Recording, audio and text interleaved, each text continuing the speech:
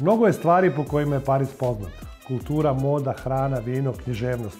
Ovo je grad koji ima prvaka Evrope u fudbalu, Paris Saint-Germain. Ima i evroligaša u košarci, mada Beograd ima 2. Ali Pariz je poznat i po još jednoj stvari, vremenskim prilikama. Ovdje se za nekoliko sati promene 3 ili čak 4 godišnje doba. Kiša, sunce, vetar, toplo, hladno, sve se to smeni i po nekoliko puta u jednom danu. Odjednom krene pljusak, traje 10-15 minuta, pa onda sunce. Tako je bilo i dok sam čekao svog gosta, profesora Frančeska Maršija, koji je biciklom sa Sorbone krenuo na intervju za Čadež Talk. U jednom trenutku, kada je pljusak stao, pojavili su se 2 duge iznad Eiffelove kule. U bašti rezidencije naše ambasadorke u Parizu, Ane Hrostanović, to možda i nije toliko neuobičajeno, ali za mene je bio trenutak za pamćenje. Verujem da ste u prvom delu saznali dosta toga što niste znali o pregovorima, o tome kako se pripremaju i koliko je ta priprema važna. A večeras ćete čuti odgovor na pitanje od $1.000.000. Kako lideri zapadnog Balkana treba da pregovaraju sa Evropskom unijom, kako bi što bre postali punopravni članovi unije. Uživajte!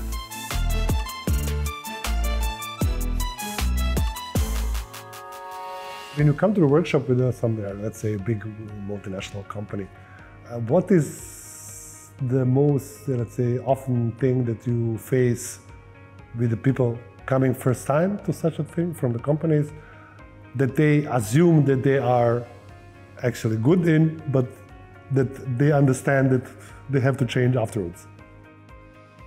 I mean, you don't have this kind of experience. No, but you don't have one single population, and it's interesting to look at that kind of diversity. Let's put it like this. You have some kind of, I would term this ideal type, the table-centered negotiator. The one who's concentrated just on the deal, and so we take the deal, and we crunch the legal, the stuff, and we got the deal, we finally got it. And probably they will realize that there is something else because they will crush, but of course in a training environment, it's a safe environment, so that you can realize that probably getting feedback and they say, oh wow. And then you've got what I call the reliable champions. Those who are well aware that they are very experimented people in negotiation and they are able to be in a training and step back and say, okay, let's look at my experience in a more, organized way. And they realized that they were doing what I can share with them, but that kind of actions or methodology were not necessarily labeled the way I do. But then we find, okay. So you have many population and many typology in all the different workshops. Is it sometimes what I had experience, and it's that actually we are not really giving too much effort to understand the interests of the other side, on the let's say on the complexity of the interests. It is the person that we are negotiating, it is the organization that we are negotiating, to really change the perspective and to understand what is there in this. And it is the most time what we learn in handling with negotiations or negotiating whatever, it can be a contract, is that actually we never are prepared because we do not really go into the researching what are the basic interests and what is the fundamental interest of the other side. It's a question of curiosity, as simple as that. Because the best negotiator I ever met are people who are curious, who are humble, and they don't stop at the first impression. I mean, I think that we had several occasions in the workshop in which we were together, in which people were presenting deals in which the deblocking factor was just to, hey, let's pull the brake, have a coffee, and let's understand cool off. What does really matter for you. And that probably also going out of the room may be helpful because you could not confess in plenary in front of many people what your real interests are. So that I would say that one of the deblocking factors is by far your level of curiosity, your level of interest. People say, okay, how do I convince people? Start asking questions. You don't lose time, you will gain time because you will give them satisfaction, you show them that you are interested and you do not remain superficial. And it's also building this kind of fundamental trust between, in the space of, let's say, handling all the problems. And the trust is very important. But also, when you read the new books about negotiations, and the last one I think was very good. I also recommended it in my TV show. It was a book from Bazarman about the rules has changed, or the game has changed. Negotiations, about how much different now the importance is to understand also the possibility of creating the cake which is bigger than to be held on one point and playing a zero-sum game, which is of course very. But having in mind that, and having the world what we have now, and especially the last, let's say, 2 years, where we publicly see in trade negotiations with the Trump administration, China, US, EU, is something which doesn't look like very much like trust and cooperation. Is it something which is more perception, and the people actually behind are talking in the manner that creating some kind of possibilities, or are we really in trouble? Certainly we are in trouble, but I tend to be rather optimistic and not to say it's a disaster. Okay, international relations have changed profoundly. We cannot say no, of course. There are new players emerging. And there are old players that are different. And there are old players which are a little bit different. Okay, there are leadership who have changed, but I would tend to say that unfortunately for the people who are writing new books on everything has changed, I tend to be rather conservative and say that still the essential is there. And despite the fact that things have changed, that the international relations have changed profoundly, the very basic things are still there and are still super important. And they were there like centuries ago, and thousands years ago. And they will still be fundamental. Yeah. So that in a world who is led by this uncooperative mood, I would say that the problem is not necessarily to be cooperative or try to be cooperative, but just to be naive or uncoordinated. Right. The problem is this. The problem is also that we look too much at media, and negotiation, it's about media. Media can give, but there are many more things that are not captured. Layers and underlayers. Layers in media, so that for each and every time. But look, if we talk about the situation as it is now, there are too much interest. But let's go back to Brexit, because in Brexit I've been following that negotiation very closely. And it was interesting to see how Boris Johnson, Theresa May, and people were screaming and shouting on Twitter. They were screaming and shouting at TV. And I was working and listening with people that from both sides, they were spending the time together to fix the problem until 2 at night. And when they were looking at the media, say, oh wow, once again, guys, okay, let's have a coffee and let's try to fix it.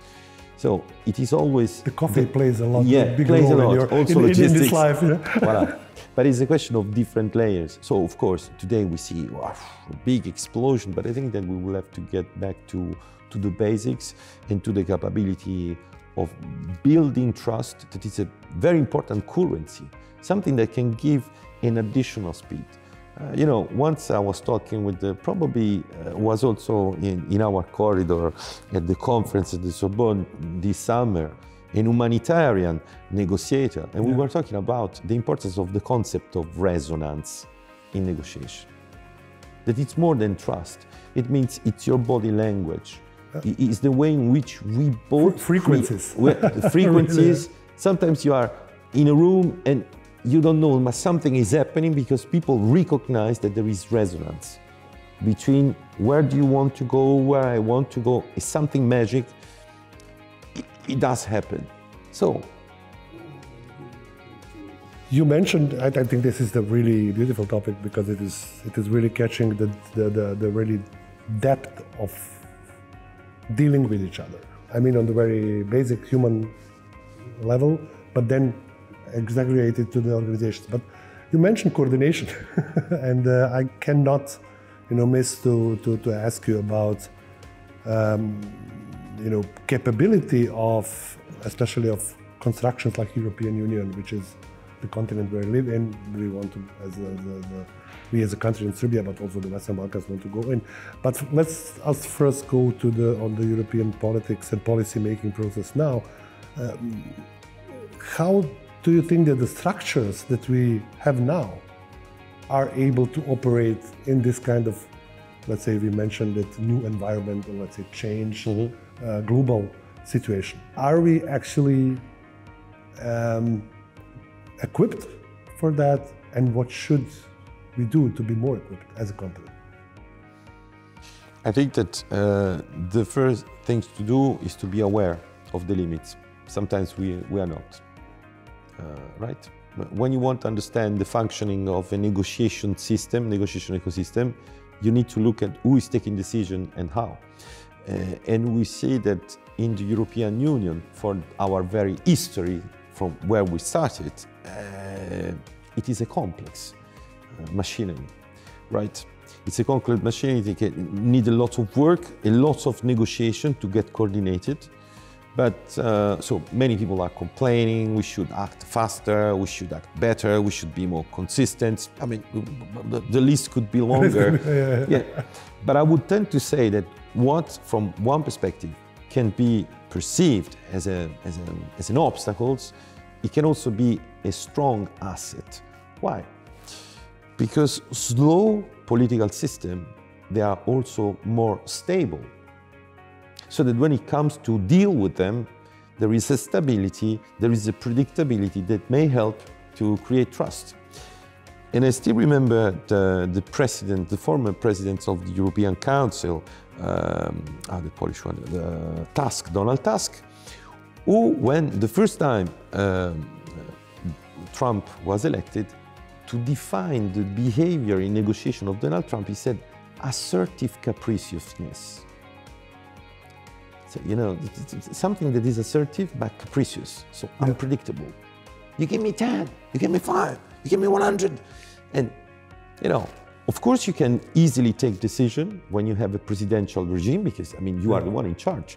But probably you will create unpredictability, you will have change your leadership, so that the European Union, although could be better coordinated, could be faster, that's also the advantage of being stable.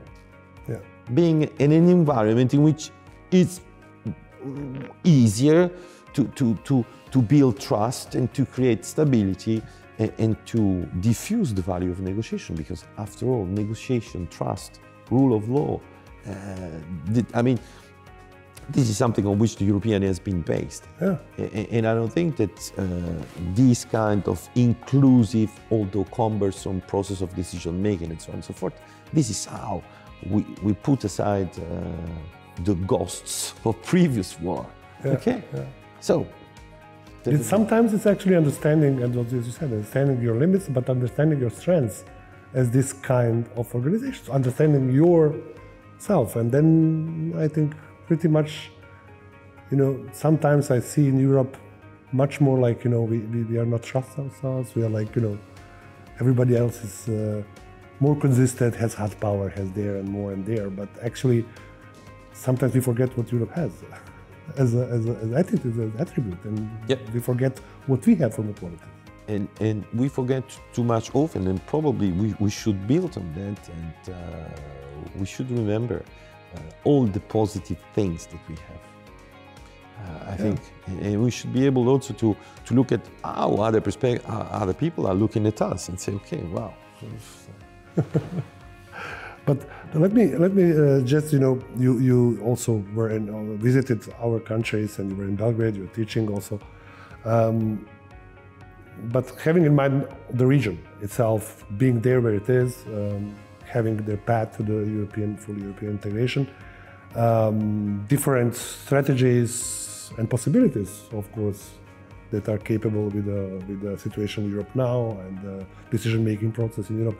What would you, let's say, recommend to the leaders of Western Balkan countries in terms of how to deal with European member states, especially the big ones, and the Brussels, so that the matching comes sooner rather than later? I know it is a million-dollar question, but it's... No, I know. It's the $1 million question, but what I would like to share is this. Trust-building measures are fundamental from both sides. And then when we come to, the Balkans, I mean, also facilitating cross-communication across the Balkans and rebuilding trust in the Balkan region would, in my perspective, probably I'm wrong, but it would hamper the probabilities of making pressure, trying to defend some points of view, but also create possibilities for imitating good practices or sharing the burden of what is difficult. Because it's this, I mean, not necessarily, I mean, in the European Union there can be some reticence, but also there are some needs that we see. I mean, they see that, I mean, we should do something, we should get closer, we should resolve. And I think that coordinating and trying to resolve, also to cooperate within the Balkan region would be extremely helpful. Right. I think that this is one of the key of the success. You don't have to beat a dead horse. I'm like really trying to do that, also on my own, but also this organization. And I think it is a good switch to the something which is coming, and to thank you a lot for your readiness to do it with us, the Chamber of Commerce of Serbia, but together also with other business associations in the Western Balkan. We'll have some kind of, let's say, joint project which is called Balkan Negotiation Academy, where we are all both involved in, and you are really, I'm very thankful that you also find the time to be present and to help a little bit more. Maybe, what are your impressions when you were visiting Belgrade a lot, and you know already the people and also the people in other countries? What are you expecting of BNA or Balkan Negotiation Academy in the future? I mean, I was very positively surprised when we did already the first experience at DSM, because there were many people coming from the Balkans, and with a lot of energy, good ideas. And I think that we should start also by the private sector, and then by the private sector involving also the administration, and try to make people understand that cooperation and building trust it's really a multiplier that can generate a mindset change that is needed, right? And probably rather than focusing on big changes, building a community, building dialogue from people that are just willing to share their experience is going to be a game changer more than 10,000 programs that could leave.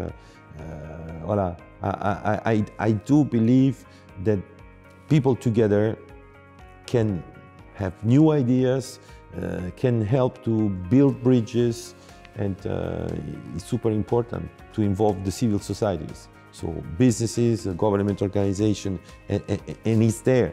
Because it's there that we make alive the European, in the noble sense, feeling, okay?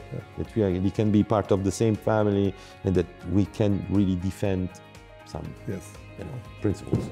It's very good, and I'm really looking forward to it. And for all in the audience, we are, Professor Marki is coming to our region, and I think follow us, follow the Chamber of Commerce in Serbia. You will, I think, be very interested in that what is coming, and to see and hear some really great things. But let me end the interview in the way we started, a little bit more private. Negotiations are, we said, about everything, and we negotiate always. But tell me honestly, you have to negotiate, for example, your next holiday on Christmas in the family. Are you sure that you are winning always? Not necessarily, because I don't want to sign a deal. I want a long-term implementation. And that's the key. And voila, and that's the problem. Maybe winning is a wrong word. Yeah, voila. So you need stability, yes. And you need to make compromises. And probably this is the reason why I've been spending more than 25 years now with my wife. And it's a continuous negotiation, but it's not a short term, it's long term. So I know that if I will lose and I will have to go to Lyon rather than my dear Sicily, where I come from, or Tuscany, where I come from, I can win next time. Yeah. And the same it applies for everything. So what I mean, let us less focus on winning or losing, and let us more focus on cooperating and living with each other on the long term and having fun in that. Yeah, well, thank you very much for having me. You're welcome. Thank you. It was a pleasure.